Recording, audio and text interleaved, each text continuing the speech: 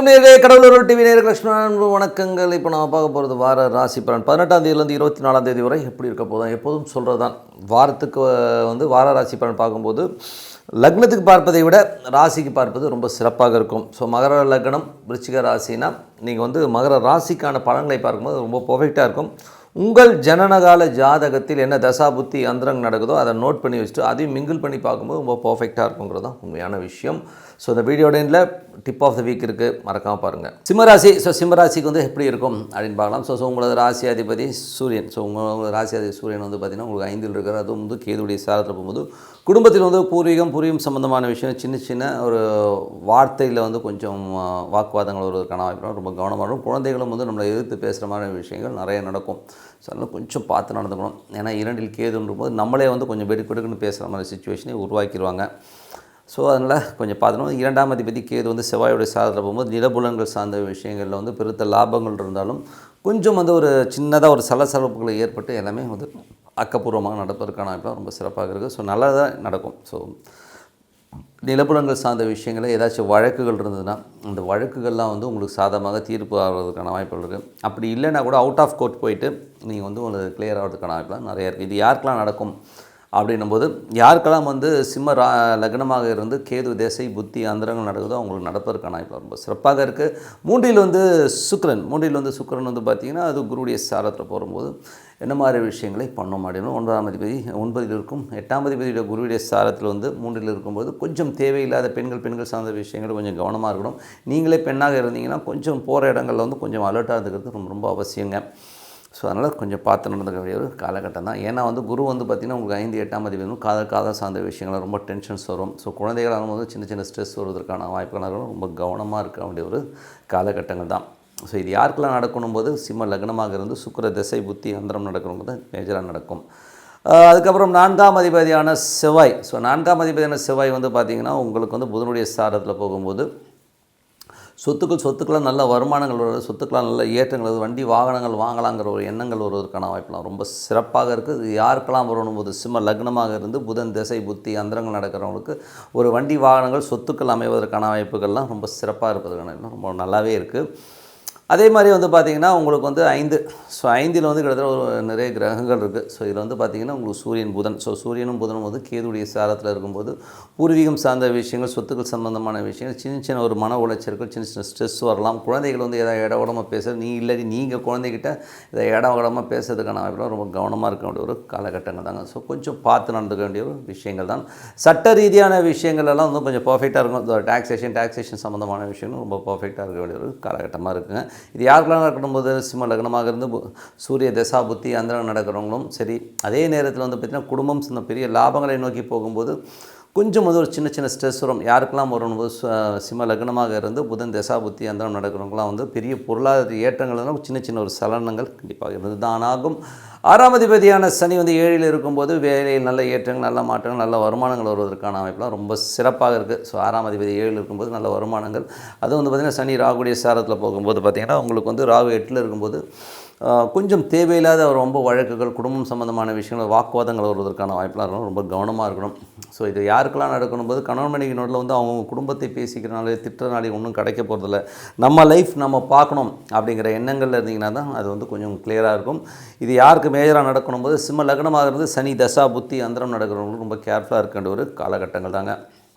ஏன்னா ராகுடைய சாரத்தில் ராகு 8ல் இருக்கும்போது இந்த மாதிரி விஷயங்களும் கண்டிப்பாக நடக்கும். 8ல் உள்ள ராகு புதனுடைய சாரத்தில் போகும்போது புதனும் 5ல் இருக்கும்பொழுது என்ன மாதிரி விஷயங்கள் 8 11 மற்றும் 2ஆம் அதிபதி குடும்பம் சம்பந்தமான விஷயங்கள், வாக்குவாதங்கள், மூத்த சகோதர சம்பந்தமான விஷயங்கள் கொஞ்சம் வாக்குவாதங்கள் வருவதற்கான வாய்ப்புலாம் ரொம்ப கவனமாக இருக்க வேண்டிய ஒரு காலகட்டங்கள் தான். இது யாருக்கெல்லாம் நடக்கும் போது சிம்ம லக்னமாக இருந்து ராகு தசா புத்தி அந்தரம் நடக்கணும் ரொம்ப ரொம்ப கேர்ஃபுல்லாக இருக்க வேண்டிய ஒரு காலகட்டங்கள் தாங்க. அதுக்கப்புறம் 8ஆம் அதிபதி. ஸோ 9ஆம் அதிபதியான செவ்வாய். 9ஆம் அதிபதியான செவ்வாய் பார்த்திங்கன்னா உங்களுக்கு 4ல் இருக்கும்போது நல்ல ஏற்றங்கள், நல்ல மாற்றங்கள் இருக்கும். 9ல் குரு வக்கரமாக இருக்கிறது 8ஆம் அதிபதி 9ல் இருக்கும்போது அப்பாக்கும் உங்களுக்கும் சின்ன பிடிவாதங்கள், ஈகோ கிளாஷஸ் இந்த மாதிரி விஷயங்கள்லாம் நடப்பதற்கான வாய்ப்பில் வாய் தகராறு வர்றதுக்கான வாய்ப்பு அப்பாக்கும் உங்களுக்கும் வரும். ஸோ கொஞ்சம் கேர்ஃபுல்லாக இருக்கணும். வெளிநாட்டில் இருக்கிறவங்களும் சட்ட ரீதியான விஷயங்களும் கொஞ்சம் ஜாக்கிரதையாக இருக்கணும். ஏதாவது இன்வெஸ்ட்மெண்ட் பண்ண போகிறதுலேயும் ரொம்ப ரொம்ப கேர்ஃபுல்லாக இருக்க வேண்டிய ஒரு காலகட்டம் தாங்க. ஸோ மற்றபடி பெரிய விஷயங்கள்லாம் கிடையாது. 10ஆம் அதிபதியான சுக்கிரன் 3ல் இருக்கும்போது நல்ல ஏற்றங்கள், நல்ல மாற்றங்கள், நல்ல ஒரு விஷயங்கள். அதுதான் 8ஆம் அதிபதி சாரத்தில் போகும்போது கொஞ்சம் ஜாக்கிரதையாக இருக்கணும். ஸோ நண்பர்கள் ரீதியான விஷயங்களை வந்து இப்போ கொஞ்சம் பேசும்போதோ பழகும்போதோ கொஞ்சம் கேர்ஃபுல்லாக இருக்கின்ற ஒரு காலகட்டம். யாரெல்லாம் சிம்ம லக்னமாக வந்து சுக்கிர தசா புத்தி அந்தரம் நடக்குதோ அவங்களாம் கொஞ்சம் கேர்ஃபுல்லாக இருக்கின்ற ஒரு காலகட்டம் தான்.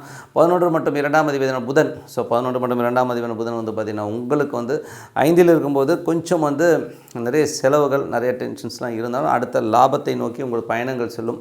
ஸோ சிறப்பான விஷயங்கள் நல்ல விஷயங்கள்லாம் ஏற்படணும்னா பிரார்த்தனை ரொம்ப ரொம்ப அவசியங்க. ஸோ மனதார இறைவனை பிரார்த்தனை பண்ணும்போது கண்டிப்பாக அடுத்த லெவல் போகிறதுக்கான ரொம்ப சிறப்பாக இருக்குது. ஸோ பிரார்த்தனை பண்ணுங்கள். Tip of the week. So tip of the வீக்கில் வந்து நான் எப்போதும் சொல்கிறதான் பிரார்த்தனை. ஸோ இந்த பிரார்த்தனை என்ன சார் எப்போ பார்த்தாலும் பிரார்த்தனைன்னு சொல்லிக்கிட்டீங்க, என்ன திறக்க போதுங்கன்னு நீங்கள் சொல்கிறது புரியுதுங்க. ஸோ என்னை பொறுத்தவரை வந்துங்க லைஃப்பில் வந்து அப்பா அம்மா இவங்கெல்லாம் வந்து ஒரு காலகட்டம் வரை தான் நம்ம கூட வருவாங்க. ஸோ அதுக்கப்புறம் லைஃப் லாங் நம்ம கூட வரப்போகிறது நமது இறைவன் தான். ஏன்னா எல்லா விஷயத்தையும் வந்து நம்ம எல்லார்ட்டையும் வந்து பகிர முடியுமானா பகிர முடியாதுங்க. ஏன்னா வந்து சில விஷயங்களை நண்பர்கள்ட்ட பழகும்போது நம்மக்கிட்ட ரொம்ப கரிசனமாக கேட்குற மாதிரி கேட்டு பின்னாடி சிரிச்சிடுவாங்க. இப்படி தெரியுமா அவனை பற்றி அப்படின்னு சொல்லி சிரிச்சிடுவாங்க. ஸோ எல்லாத்தையும் எல்லா விஷயத்தையும் பகிர முடியாது. மனைவிக்கிட்டேயே கூட எல்லா விஷயம் பகிர முடியாதுன்னு தான் உண்மையான விஷயம். ஸோ அப்போது நமக்கு ஒரு ஆள் தேவை. அப்போ இறைவன்றது ரொம்ப முக்கியமான விஷயம். ஸோ இதில் வந்து எனக்கு நல்ல ஒரு கருத்தை சொன்னது யாருன்னா, எனக்கு ஒரு குருவாக இருந்தவர். ஸோ அவர் வந்து பார்த்திங்கன்னா இந்த பிரசன்ன ஜோதிடத்தில் வந்து ஒரு பெரிய ஆளுங்க. ஸோ அவர் வந்து பெரிய ஆள். ஸோ அவர் வந்து அவர்கிட்ட ஒரு கிளாஸ் அட்டன் பண்ணி பெரிய லெவலில் வரும்போது மகாதேவர் ஐயர் அவர் பேர். நீங்கள் போய் கூகுளில் டைப் பண்ணி பாருங்கள், மகாதேவர் ஐயர் நடிச்சிங்கனாலே தெரியும். ஸோ அவர் வந்து என்ன சொல்கிறாருன்னா, அவருடைய கிளாஸ் எல்லாம் நடந்தது ஒரு 3.5 நாட்கள் வந்து அதை தங்கி இருந்து படித்தோம். ஸோ படித்து அதை கேட்கும்போது அவர் எல்லாமே சொல்லி கொடுத்து அது பிரசன்னத்தை பற்றிலாம் சொல்லியிருந்தார். ஸோ அந்த மாதிரி படிக்கும்போது கிளாஸ் முடிஞ்சு எண்டிங் ஆகும்போது ஒரு விஷயத்தை சொன்னாருங்க. அது வந்து எங்களுக்கு ரொம்ப பெரிய ஒரு இன்ஸ்பிரேஷனாக இருந்தது. ஏன்னா அங்கே தங்கி இருக்கும்போதே எல்லோரும் அவருக்கு வந்து ஒரு 75+ 75+ இருக்கும். அங்கே இருக்கவங்க சொல்கிறாங்க, அங்கே தங்கியிருக்கும்போது நம்ம பார்த்த விஷயம், அவர் காலையில் ஒரு 3 மணிக்கெலாம் எழுந்திரிச்சிட்றாருங்க. 3 மணிக்கு எழுந்துச்சி அந்த வயசுலேயும் வந்து குளிச்சுட்டு அவர் உட்காந்து பிரார்த்தனை பூஜை புனஸ்காரம் எல்லாமே பர்ஃபெக்டாக பண்ணிடுறாரு. அதை பார்த்தே சொன்னாங்க, என்ன மனுஷனையா இந்த வயசுலேயும் எழுந்துச்சி காலையில் எழுந்துச்சி இது பண்ணுறாரு, அப்போலாம் ஒரு 6 மணிக்கு எதிரிக்கிறதுக்கே வந்து தடுபாடுறோம் அப்படிங்கிற லெவலில் வந்து பேசினாங்க. பட் ஆனால் அந்த கிளாஸஸ் முடிஞ்சதுக்கப்புறம் அவர் ஒரு ஸ்பீச் கொடுக்கும்போது சொன்ன விஷயம் தான் ரொம்ப பிரமிப்பான ஒரு விஷயம். ஸோ அவர் என்ன சொன்னார்னா, நான் வந்து ஜோதிடன், நான் வந்து ஒரு பிரசன்ன ஜோதிடன், நான் வந்து பிரசன்னம் ஆருடம் இதெல்லாமே கோயில்களுக்கு இதெல்லாமே பண்ணிட்டு கொடுக்குறேன். பட் இருந்தாலும் இது எல்லாத்துக்கும் மேலே நான் வந்து என் ஜாதகத்தை தொட்டே வந்து கிட்டத்தட்ட வந்து ஒரு 40 வருஷம் ஆகுது அப்படிங்கிற விஷயத்த சொன்னாருங்க. ஒரே ஷாக் ஆகிடுச்சு, என்ன சார் சொல்கிறீங்கன்னு. ஏன்னா கிட்டத்தட்ட வந்து காலையில் எழுந்து என்னோடய குலதெய்வம் இஷ்ட தெய்வம் இதெல்லாம் நான் பூஜை பண்ணிடுவேன். என்னோடய பூஜை புனஸ்காரங்களை வந்து நான் கைவிடுறதே கிடையாது. கிட்டத்தட்ட வந்து அது எத்தனையோ 7.5 சனி வந்திருக்கு, ஜென்மகுரு வந்திருக்கு, என்னென்னோ வந்திருக்கு. பட் எதுவுமே என்னை பாதிக்கலை. காரணம் என்னென்னு, எனது பூஜை என்னோட இருந்தது, என் தெய்வம் என்னோட இருந்து என்னை எல்லாத்துலேயும் காப்பாற்றுச்சின்னு சொன்னாருங்க. ஸோ அந்த விஷயம் வந்து எவ்வளோ பெரிய விஷயம் பாருங்கள். ஸோ அந்த மாதிரி விஷயங்களில் வந்து அவ்வளோ பெரிய ஆள் வந்து அவ்வளோ பெரிய விஷயத்த சொல்லும்போது எனக்குலாம் பிரமிப்பாக இருந்தது. நீங்களும் கடைப்பிடிங்க. ஏன்னா வாக்குப்படிதம் வரணுன்னாலும் சரி, டே டு டே லைஃப்பில் வந்து எப்பேற்பட்ட பிரச்சனையாலும் இறைவனிடம் சரணடைஞ்சால் கண்டிப்பாக வந்து அது பெரிய லெவலில் கொண்டு போகணும் தான் உண்மையான விஷயம்.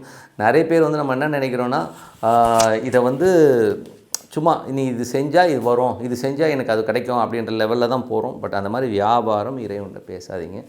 மனதார இறைவனை வந்து சரணடைங்க. கண்டிப்பாக வந்து நீங்கள் அடுத்த லெவலில் வந்து ஒரு பெரிய அச்சீவ்மெண்ட் நமக்குள்ளவே அந்த இறைவன் ட்ராவல் ஆகிறத நம்ம வந்து உணர முடியும். ஸோ பண்ணி பாருங்கள். சிறப்பான வாழ்க்கை உங்களுக்கு காத்திருக்கு. இது என்ன திசை நடக்குது, என்ன இது இருக்குது, அதை பற்றிலாம் கவலையப்படாதீங்க. ஒரு இறைவனை மனசார பிரார்த்தனை பண்ணி போகும்போது ஆட்டோமேட்டிக்காக அந்த டோர்ஸ் ஓப்பன் பண்ணுறது கண்டிப்பாக பார்க்கலாங்க. கண்டிப்பாக நீங்கள் வந்து பயனடையும். ஏன்னா இது வந்து என் லைஃப்லேயும் நான் வந்து அப்ளை பண்ணி பார்த்துருக்கேன். ரொம்ப சூப்பராக இருக்கும். ஸோ என் லைஃப்பில் வந்து என்றைக்கு நான் அந்த ப்ரேயருங்கிற ஒரு விஷயத்தை தொட்டணும், அதுலேருந்து பார்த்திங்கன்னா அடுத்தடுத்த லெவலுக்கு நான் முன்னேறுவதை என்னால் பார்க்க முடியும். நீங்களும் கண்டிப்பாக முன்னேறணும். உங்களது சங்கடங்கள் பிரச்சனைகள்லாம் தீரணும்னா பிரார்த்தனை பண்ணுங்கள் சொல்லிட்டு உங்களிடம் விடைபெறுவது உங்கள் லக்ஷ்மி நாராயணன். நன்றி, வணக்கம். கடவுள் அருள் டிவியை பார்த்தமைக்க நன்றிகள். மேலும் இது போன்ற தகவல்களை தெரிந்து கொள்ள கடவுள் அருள் டிவியை சப்ஸ்கிரைப் செய்யுங்கள். மறக்காமல் பெல் ஐக்கானை கிளிக் செய்யுங்கள்.